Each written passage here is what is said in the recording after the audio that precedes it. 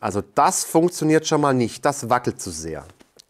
Wie mache ich hier am dünnsten auf dieses runde Brett einfach eine schöne Nut oder beziehungsweise eine Saftrille rein?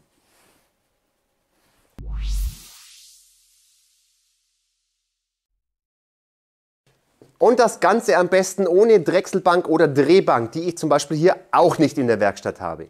Servus und herzlich willkommen bei Gipfelholz. Ich bin der Jens und heute geht es wieder um eine Fräsvorrichtung für die Oberfräse, um richtig schöne Saftnuten oder einfach nur Nuten an runde Objekte zu ziehen.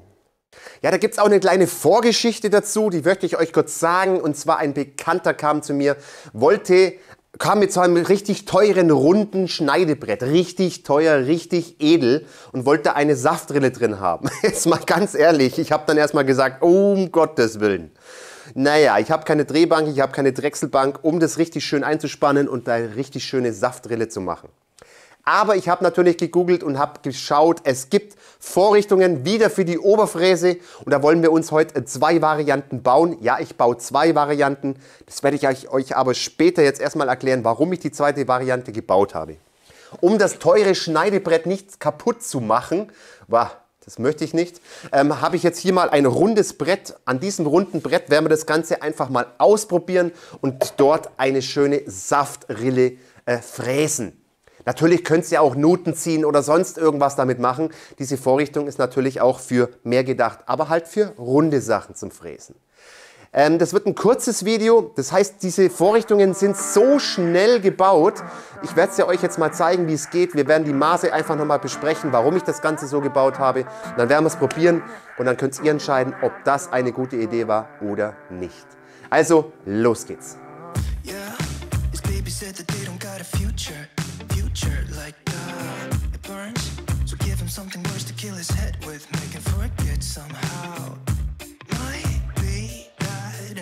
Day she would have wished he stayed, but they're done. Sorries won't be enough this time.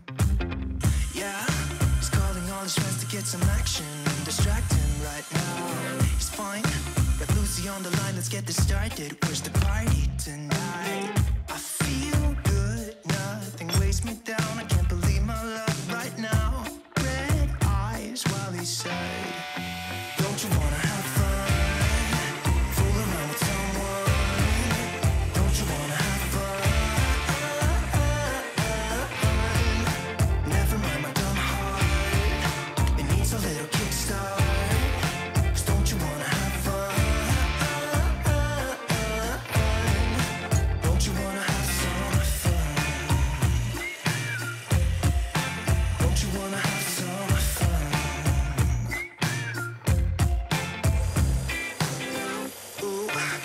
Job to pay the rent is busy. Gotta feel free sometimes, right? What doesn't make you will only make you stronger if you believe what they say.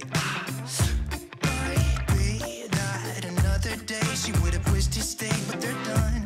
Red eyes while he said, don't you wanna have fun?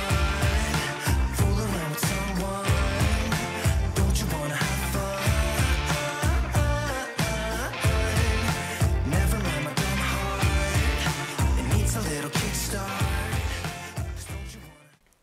So, das ging jetzt richtig rasend schnell, dieses Chick hier zu bauen. Ein paar Minütchen und schon sind wir fertig. Also wirklich keine 10 Minuten.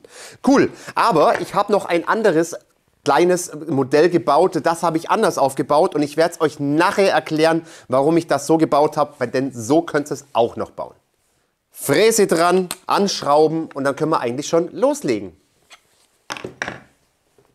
Ach, bevor ich es jetzt wieder vergesse, Leute, es gibt noch eine richtig coole Playlist mit lauter Fräschicks, Sägechicks und so weiter und so fort. Ich werde es euch hier oben einfach nochmal verlinken. Schaut da mal rein, da ist bestimmt für jeden von euch etwas dabei.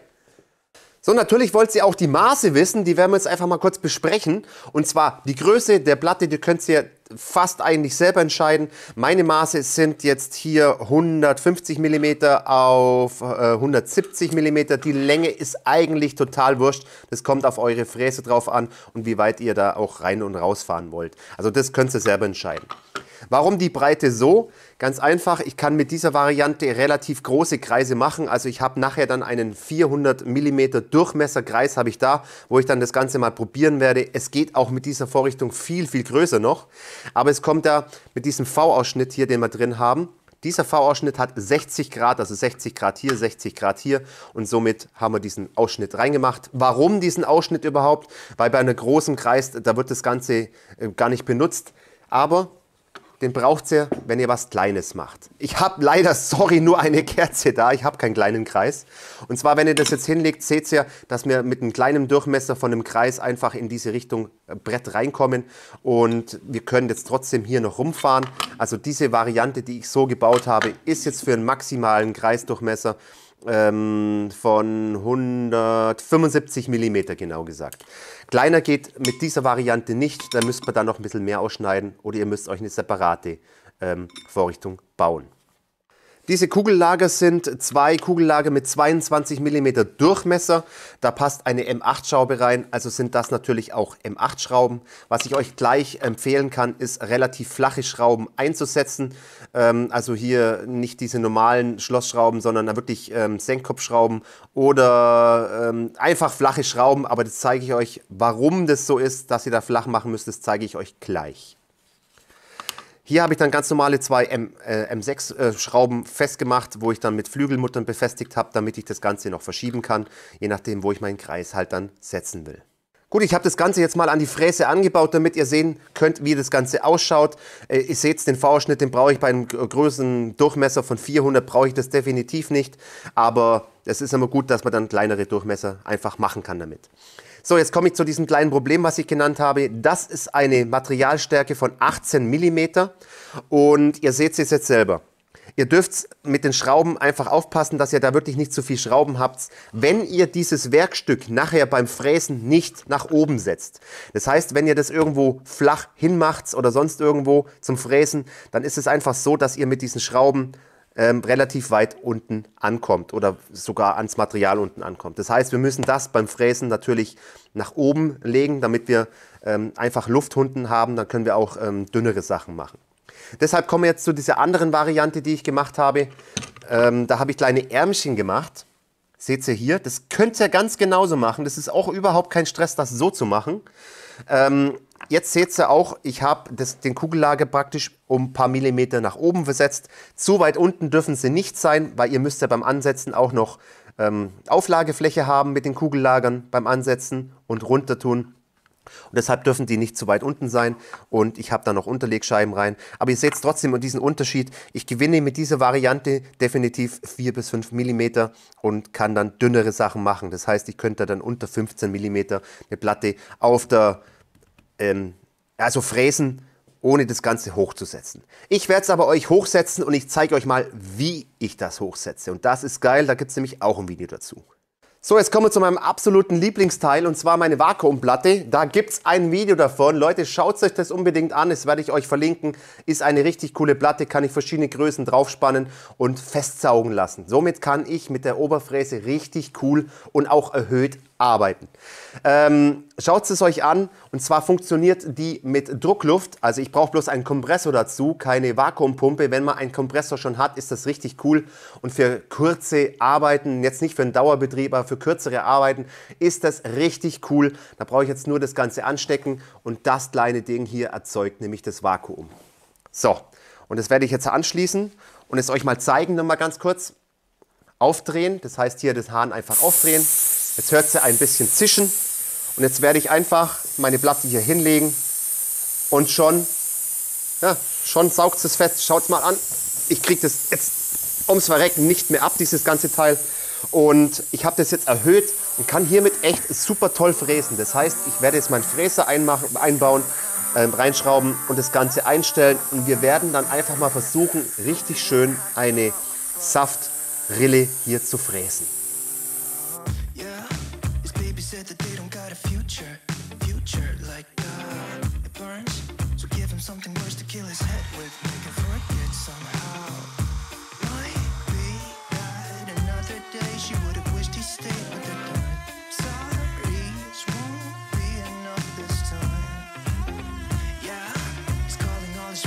Some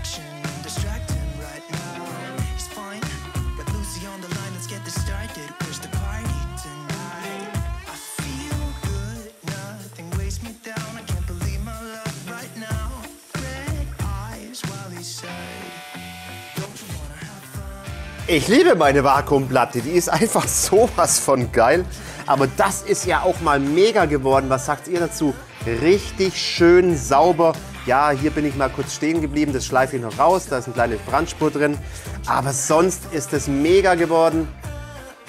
Und sowas von genau und kein Wackler drin, gar nichts. Also echt top. Jetzt müssen wir es halt noch ein bisschen schleifen.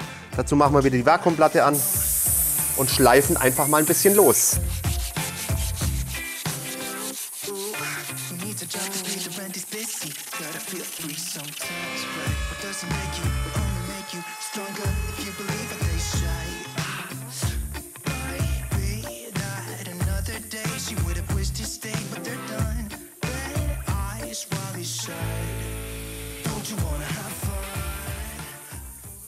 Das Öl ist getrocknet und jetzt schaut euch mal das an, wie sauber das hier rauskommt. Also diese Fräsung ist ja sowas von sauber geworden und ich muss ehrlich zugeben, das ist fast besser als gekauft. Jetzt mal ganz ehrlich. Also die Qualität ist echt top, wenn man noch ein bisschen schleift und ölt. Mega.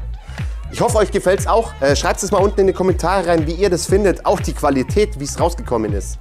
Natürlich könnt ihr auch einsetzen, was ihr wollt. Ihr könnt es auf verschiedene Fräser einsetzen. Das ist ja wohl logisch. Ihr könnt es auch an verschiedenen Stellen fräsen. Also ihr könnt das Ganze noch weiter reinschieben, wenn ihr irgendwo drinnen was haben wollt. Das könnt ihr einfach mal schauen. Baut euch diese Vorrichtung, wie ihr wollt. Ich habe ja auch 2 Varianten gebaut. Die sind so schnell gebaut, diese Varianten.